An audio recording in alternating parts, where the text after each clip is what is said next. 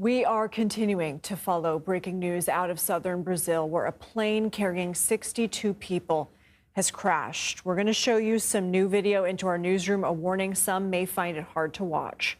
So what you're seeing here is video of the plane during the descent. You can see it sort of spiraling and spinning in the air there before there's a plume of smoke in some of these videos. Here's another look at it. Here's what we know at this hour. The aircraft went down in a residential area in the city of Venado. The airline says of the 62 people, 58 are passengers, 4 are crew members. Still not clear what caused the plane to crash or whether anyone survived. Here's what we know about the flight. It took off from Cascavel Airport in the southwestern part of the country. It's a regional airport. It was headed for the Sao Paulo Guarulhos Airport, which is the busiest airport in the country and not far from Venado. Here's more video into the newsroom showing what looks to be a fire truck and an ambulance, some emergency responders here in Venado. At an event today, the Brazilian president asked the crowd to observe a moment of silence, saying that it appeared all passengers and crew aboard had died.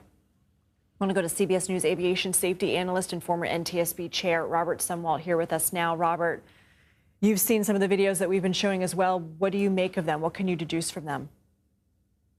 Certainly what this looks like is the airplane had an aerodynamic stall. And what that means is simply the airflow across the wings was no longer sufficient to keep the airplane flying. And after the stall, it goes into what we would call an aerodynamic spin. So essentially, excuse the language, but essentially it's just falling out of the sky? Well, really, that's the truth. The airplane no longer has sufficient airflow, and so the airplane is no longer aerodynamically flying.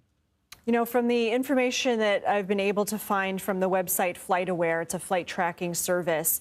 This is, again, we can tell it was coming from a regional airport to this busy international airport in Sao Paulo. This was a twin-turbo prop plane. What can you tell us about the type of aircraft here? It looks like it was an ATR-72. That's right. The ATR-72 is manufactured in France. It has historically had a good safety record. 30 years ago, it did have an icing-related accident in outside of Chicago in Illinois, and so Indiana actually. So it generally has a good safety record. They made improvements after that crash in Indiana. Now, we know that the president has said it appears that there are no survivors. Have you ever seen a situation like this in which we see that video of the spin, the loss of aerodynamics, and then we see the subsequent crash and plume of smoke, that a descent like this could lend to any survivors? Yeah, I'm really sorry to say I don't see how this could be a survivable crash at all. If the crash itself were not a fatal jolt, the post-crash fire would be unfortunately fatal. We know this is a residential area. We're seeing homes in the video that we're showing right now, so we're working to gather more information as well on what, if any, effects there are on the ground. How does an investigation into something like this begin? Well, this will be an international investigation. As you know, the plane crashed in Brazil. So the Brazilian authorities, SANIPA as they are known, they are the Air Crash Investigation Authority of Brazil. They will lead the investigation. The airplane, as I mentioned, is manufactured in France, so the French authorities will be involved. The engines are manufactured in Canada, so the Canadian authorities will be involved also.